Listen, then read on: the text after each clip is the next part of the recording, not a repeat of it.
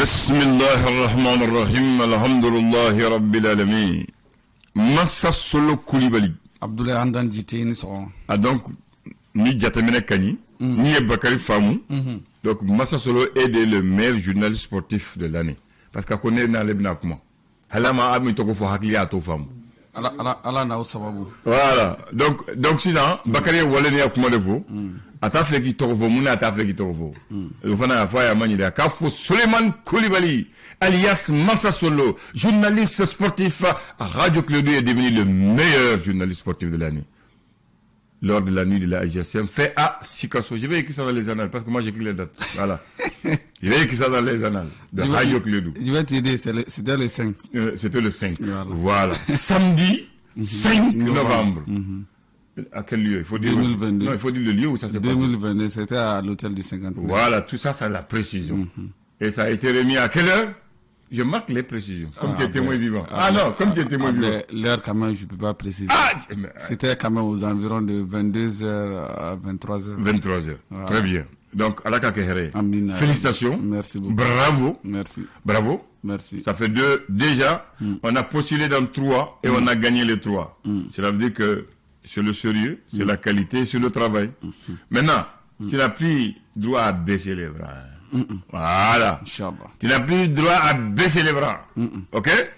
Et tu n'as pas droit aussi à te prendre la tête aussi. Hein. Non. Il faut rester Souleymane Koulibaly. Bamanakeni. Voilà. Mais 6 ans.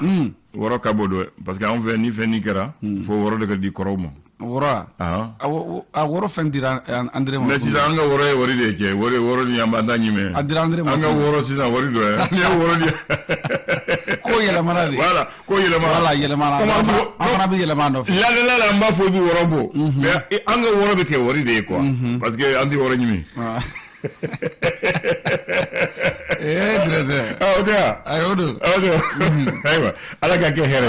Donc encore une fois félicitations. Merci beaucoup vraiment. Et courage à Sikou qui a été nominé 2e. Ça aussi ça prouve qu'on est encore parmi les meilleurs. Exactement. Parce qu'on avait 2.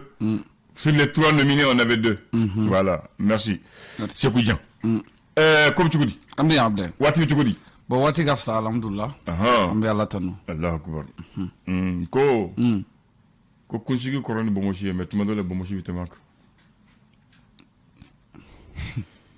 Vous l'avez ablé. Kunsigi koroni bomoshi. Mais kuma dola. Bomoshi bitemak kunsigi. Bomoshi bitemala. Ablé ne ba a ke fen kelen pe mi dron. Misali ibe den wolo. Den mena teme la jien kono. Ok. Ne ba misali ta ka ko ye quoi. Sikato la o. Parce que là faut kunsigi koroni bomoshi mani kunsigi bi wolo mais mani bomoshi ti wolo. Sika fo itala. D'accord. Aflana. Ko neka koroni nyi da kono. Mo bele nyi bi bokaki. Ubiku. Abuketi. Ako bele ubiku. Ubiku. Ubikele. Ubimufo. Ube fembeke. Mais utala yenwe. Alors que ko nyi de dunay. Nyi ne dunay. Ay nana ne soro yo. Mais abaki. Abaki. Isigi nyoma yala. Mais obele ubiku. Oba fe ko mun defo halima yalla. Ablé ko mana ke chugo ko mana gila chugo anga nyongo kun anga mun nyongo ko anga sabali nyongo ko an tala en nyongo tabarakal ma clienti se ko foila sigatol ambe je ka ko ke nyongo fede amba kun jenu mi ko ni yame halima den ko dusu bora ko fen flado na ma fen ye ay fen me ou bien fen kerala sigatol ablé odo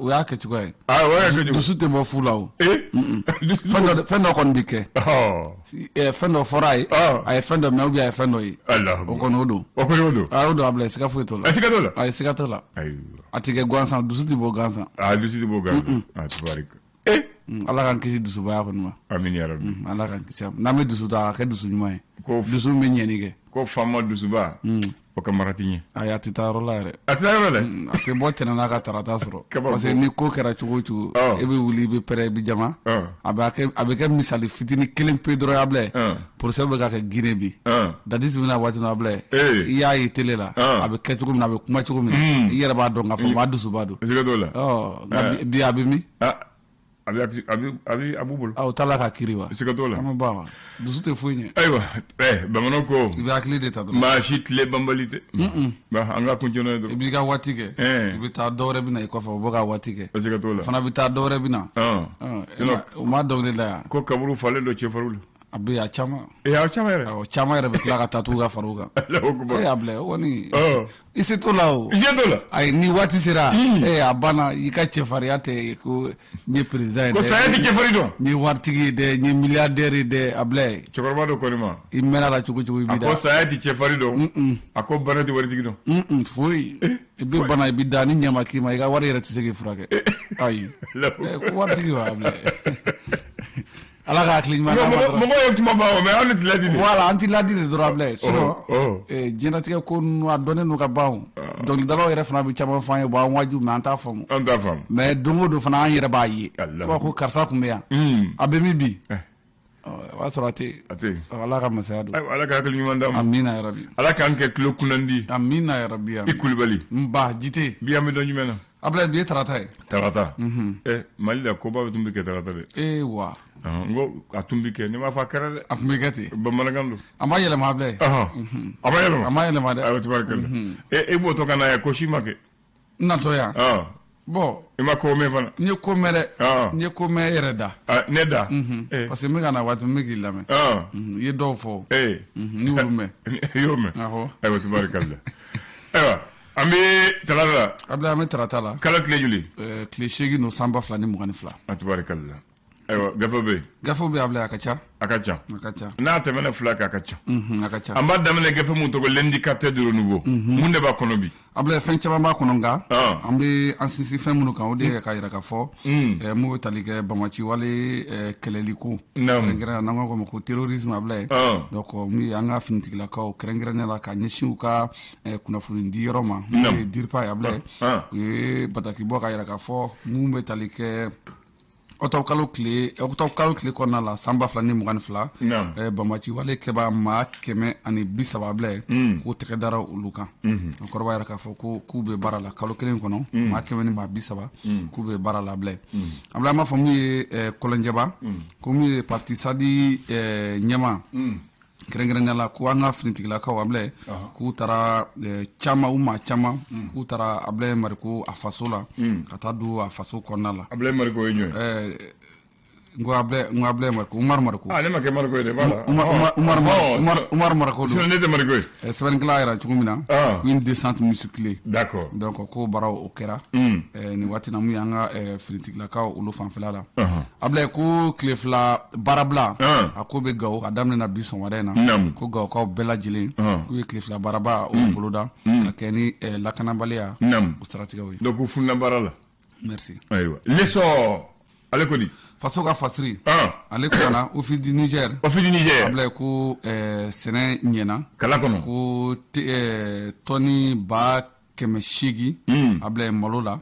ko o de kɔnɔnen don waati laban ninnu kɔnɔna la ko siratigɛ ko b'a yira k'a fɔ mun ye sɛnɛ ta fanfɛla la mun ye laɲini min kun kɔnɔnen don ko baaraw b'a la ka sabati o la dɔɔni ko b'a yira k'a fɔ min ye sɛnɛkɛlaw ka lakana ale ni sɛnɛkɛlaw yɛrɛ ka lakana ko a baaraw kɔni sabatira min ye an ka finitigilakaw olu fanfɛla la o bɛna kɛ dɔ bɛ bɔ malo sɔngɔ la ablaye a kan ka k'o ye dɛ ni nin bɛɛ kɔnɔnen don dɔ kan ka bɔ a la ablaye an b'a fɔ mun ye tali kɛ forum mala olu kɔni bisimilala min ye kuluba an ka cɛmancɛ fanga ɲɛmaaba fɛ n'o ye colonel Asimi Goita Makwati numéro de ablaye ale ko a soma yɛlɛmana ablaye voilà ko bi an y'an jaabi kɛ Lasarawati Banangabugu Nɛri kɛrɛfɛ voilà ablaye su bi san 46 la san 46 ala ka hinɛ la ka da yɔrɔ suma amina yarabi ko a fa tɔgɔ i b'o dɔn wa ko a fa tɔgɔ ye Kabini Kuyate a ba tɔgɔ ye Fanta Kamisogo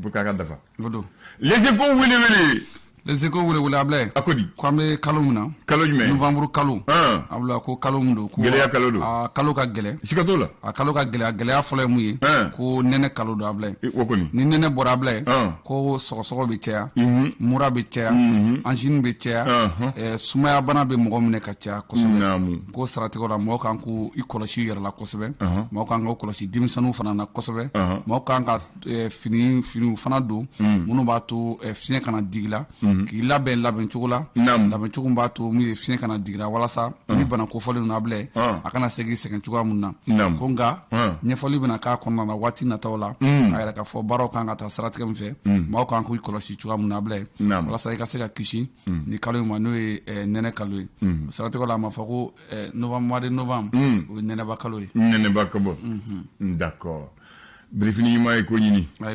l'indépendant kɛ yɛrɛ ye ale ko di kɛ yɛrɛ ye abilɛ nam ko Moti mara kɔnɔna la Moti mara donsow ka ɲɛmaa min bɛ yen ngira mun ye jeni abilɛ ko ale bɔnɛna nin na dɛ ashibana ko ashibana abilɛ donc an b'a fɔ mun ye Gawo ko tile 2 baarabila abilɛ ko a daminɛna bi sɔgɔmada in na an b'a fɔ mun ye jɛkulu min sigilen bɛ walasa ka se ka kɔlɔsili kɛ n'o ye an ka kalata kɔlɔsiliw abilɛ kɛrɛnkɛrɛnnenya la an b'a fɔ mun ye docteur Ibrahim Sango ale n'a ka cɛdenw abilɛ olu tun bɛ kunnafonidilaw ɲɛma kunungo n'o ye hôtel Maïva o kɔnɔna la ka se ka ɲɛfɔli kɛ u bɛ fɛ baaraw ka kɛ cogoya mun na abilɛ ko ɲɛfɔliw kɔni kɔnɔna la ko mun ye révision annuelle des listes électorales walasa ka se ka olu lajɛ cogoya mun na k'a yirala k'a fɔ baara minnu daminɛna octobre tile fɔlɔ ka kuncɛ tile 31 ko an ka jamana fan caman bɛ abilɛ ni waati laban ninnu kɔni kɔnɔna la abilɛ ko a ma kɛ o yɔrɔ la ko de bɛ se ka na ni gɛlɛya ye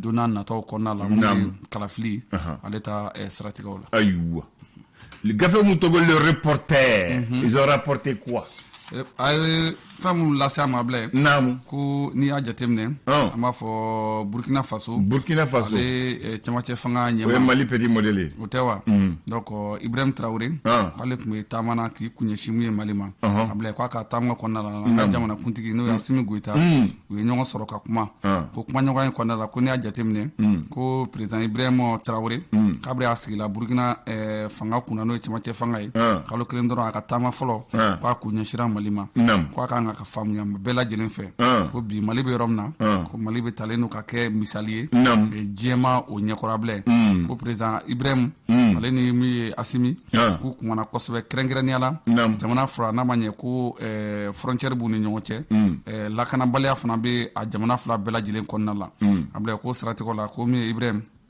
ale nana ka kuma ɲɔgɔn kan ni Assimi ye walasa fɛɛrɛ bɛ se ka sɔrɔ cogoya min na ani jamana fila yɛrɛ u bɛ se ka u ka bolo di ɲɔgɔn ma ka se ka sinsin cogoya minnu na ani dɔw fana y'u damasiyɛn k'a fɔ ko min ye Ibrahim ko est-ce que waati laban na a fana taara k'a ɲini walasa ani Rusilakaw bɛ se ka don ɲɔgɔn bolo walasa u bɛ se ka baara kɛ cogo min na walasa a ka jamanadenw fana bɛ se ka lafiya ko nin bɛɛ kɔni kɔfɛ ko a ka taama ye ka se Mali kɔnɔ yan ko b'a jira k'a fɔ an ka cɛmancɛ fanga ɲɛmaaw k'u bɛ baara de la abilɛ peut-être fana a ka kɛnɛ dɛ kalo kelen na ka bɔ kunkolo b'a kan la cɛfarin don ala k'an n'a dɛmɛ Assimi demi modèle don a demi modèle don Assimi ye fila kɛ olu fana ye fila kɛ kɛra président ye an kɛra président ye donc sisan a ka jɔ a jɔyɔrɔ la capitaine ni colonel don capitaine ni colonel a bɛɛ kɔni officier a bɛɛ c'est danger a bɛɛ force spéciale le soir de Bamako u b'a fɔ wulafɛ kuma de b'a la wa wulafɛ kuma b'a la a bilɛ sɔgɔmafɛ kuma b'a la tilefɛ kuma b'a kɔnɔ a bilɛ ko Sikaso kɛrɛnkɛrɛnnenya la donc an b'a fɔ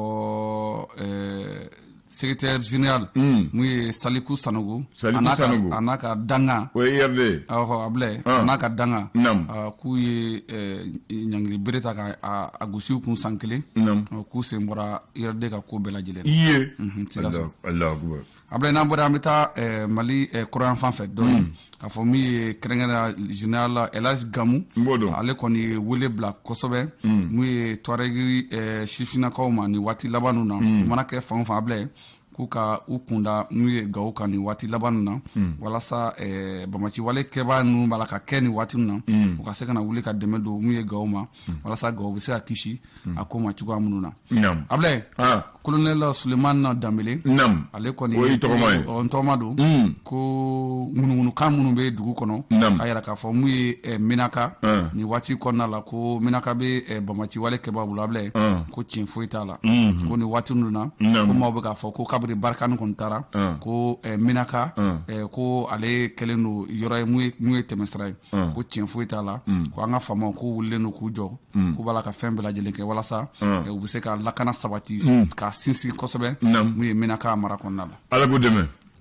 Mali tribune n'an ka tribune a jɔra ka ɲɛ wa? Ablaye tribune bɛ ala ka jɔ dɔɔni kamasɔrɔ mun ye n'i ye baaraw jateminɛ an b'a fɔ Musa Sorosi k'ale kɛra Mali ka lasigiden kura ye Tunisie ka o fɛ Ablaye. A tɔgɔ kɔni ka ɲi Musa Sorosi ale ka lasigiden kura ye. Ka sɔrɔ ka si sɔrɔ. Ok. Ablaye ko walasa ko k'an kisi AVC ma. AVC o ye jumɛn? Ablaye bana don. Ale n'a accident vasculaire cérébral Ablaye. Wa ko tension. N'ale y'i sɔrɔ n'a y'i sɔrɔ Ablaye. Man ɲi dɛ. I ka teli ka diɲɛ to koyi. N'a ma teli a bɛ fiɲɛ don i la. Voilà a bɛ fiɲɛ don i la Ablaye. Walahi. Donc ko siratigɛw la fɛn bɛ se ka mɔgɔ kisi a ma Ablaye. Ko dumuni ɲuman kɛli. Dumuni ɲuman. Awɔ. An yɛrɛ ma dumuni sɔrɔ fɔlɔ. Dumuni ɲuman kɛli. Wa an yɛrɛ ma dumuni sɔrɔ fɔlɔ ɲuman. Dumuni ɲuman kɛli a n'a kɛko ɲuman a n'a kɛ waati ɲuman kɛli k'o de bɛ maa kisi a ma. Ja an bɛ farati la. An bɛ farati la Ablaye. Parce que u ye fɛn fɛn nin fɔ mɔgɔ mun b'o sarati dafa a ma nɔgɔ. A ma nɔgɔ dɛ. Ablaye CMTR ko Bamakɔ dugu jɛlen Ablaye u y'a baaraw bila sen kan walasa ka se ka Bamakɔ furan k'a jɛ u bɛ se yan u ka baaraw bila la o ko ten. Zinare da nɔgɔlen don dɛ. Ablaye ni fila tɛ. Rayida dɔrɔn don Ablaye. I nana dɔrɔn i bɛ fɔlɔ. Fan bɛɛ don. Rayida ta wala i bɛ fɔlɔ. Ablaye est-ce que donna suguba cɛmancɛ la. Ne ta suguba la yan. Ablaye kana taa ye. La hawla wala quwwata. Waati sa kana. Yɔrɔ bilama Ablaye. Ne yɛrɛ kɔni b'a lajɛ maa minnu sigilen bɛ Ablaye. Tiɲɛ yɛrɛ la Ablaye. Non ni tɛ cɛbakɔrɔ i tɛ se ka sigi. Ablaye nɔgɔ don wa? Kasa don wa? Pati. Mais o bɛɛ b'a muɲu. O bɛɛ b'a muɲu. Ablaye nin bɛɛ kɔfɛ a bɛ dɔgɔkun kelen bɔ n bɛ k'a kuma fɔ a ko dabaliban bɛ na dɛ. E famana sanfili yɔrɔ ma n'an bɛ taa balontan tɛnɛ yɔrɔ la e famana ye ma. Ne tɛmɛna sanfili la. Station corridor min goudron bɛ minɛ Ablaye ma goudron cɛmancɛ ye a kɛlen don ɲamabɔyɔrɔ ye ɲama tonnen bɛ e m'a ye parce que olu bɛ goudron tigɛ k'a bila ko mɔgɔ dɔw y'a kɛ ne y'a ye. Nin bɛ kɛ cogo di Ablaye goudron cɛmancɛ yɛrɛ ka ɲama ton. Mali tɛ yan. Balontan tɛnɛ ta i m'a ye yan. E fana sa. Balontan tɛnɛ ɲinɔ kɔ. Ablaye an ka kuma to. Mali. Ayiwa d'accord ale ka hakili ɲuman dɔn. An dun ko Mali kura don Ablaye. Mali kura dun fana an yɛrɛ de kan ka. Mali tɛ se ka kuraya sa ko Maliden kura n b'o fɔ Mali kura. Mali ayi u ka laɲini y'o de ye Ablaye. An ka kɛ Maliden kura ye quoi a laɲini y'o yɔrɔ de ye. Voilà. N'i kɛra Maliden kura ye. Voilà. I bɛ jamana la kuraya. Voilà. O b'o fɔ tan mais Mali kura. Kuma dogo couleur de bɛ meleke yan. Ko an bɛna bɔ yan ka taa yɔrɔ wɛrɛ wa. An bɛna taa yɔrɔ wɛrɛ. An bɛ yan de koyi. Donc jogo kura, son kura, Maliden kura, o de Mali kuraya. Ablaye i kuma jogo kura, son kura. Voilà. O de kan ka sinsin kan ka ko yɛrɛ de kan. Voilà. Parce que fɛn caman tun bɛ fɔlɔ an ka maaya la o de tɛ tun na. An tɛ hɔrɔn ye, an tɛ ladiri ye, an tilen tɛ, an tɛ samɛ, an tɛ malo. Ablaye. Ni nin sɔrɔla maa kelen na i ka maaya banna. Ayiwa. Bon o de bɛ to ni cɛ. Ablaye bon c'est à dire a daminɛ yɔrɔ ka jan Ablaye. Parce que fɔlɔ maaw n'u bɛ ko kɛ u b'a jateminɛ u b'a calculer de. Ne tɔgɔ ne ko n ka denbaya n ka kabila jɔnni bɛ ko kɛ k'a kɛ sisan. Foyi.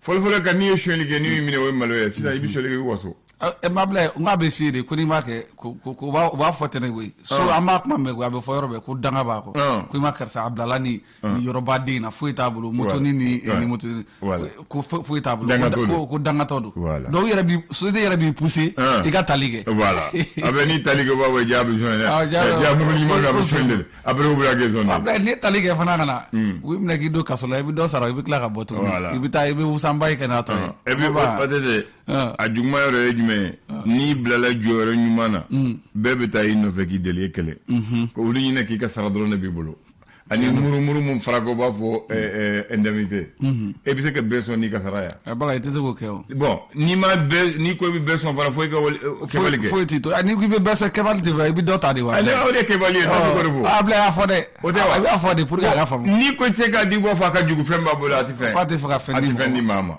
kasara mu mi buru ci akla o bi to ko chen etate abla jamana yere ka ni a dugo fana ubi to ko nyuma fo meni u chomi domina o le de fo ma folo bi korofo wafo ja karsandi mi ma sebe yalla ni wali wari aw yere ba do ale tate atate adu mi gana no fe ko aka di ni tara misiri da fana ni mi nyuma go fo wafo bi ka place be islamia la misiza misiri ko place kelen no al mami place yere no akaju no ani falako ne mamu mi fendel mamu o place bulade place yere mo voyede o goni ebe kumba ka nyaagi bismillah ka nya ika ko fana dike ko fitini almami bolo abdal ni mana I jore mati joy ngoy ka ko fana dike ko fitini almami bolo o fa be bala de abdal fanta ngoni fama ko fana dikile sika tola wala kile onteo bamano o goni o ikne bamano ko to dike chelendo abdal malika gele bi de am tiemfo aha abdal malika gele fankele mi raga gele bi abdal ni ko ga gele yere do wala dumuni ko abdal ko bala ga gele de te abebe ka yele anga mo ku ka laje abdal ko laje ko ko falen doni tubarkal suna muka tarom na may de ay ya fam ala ka hakli mandama mais ma fana beke be iberema udu ika sorota ke bema kana do fle ante kele an jigite kele anga sorota kele anga avuji be jigi mba soro min mate kele kana fo nini karsa be barakele na abini na mbola wote kana fo karsa anga saraye kele ma be ke mboke kana ke ni oke dondo bi chomi ala ka hakli mandama amina ya rabbi ni cheni baraji ba jiti kulibali ba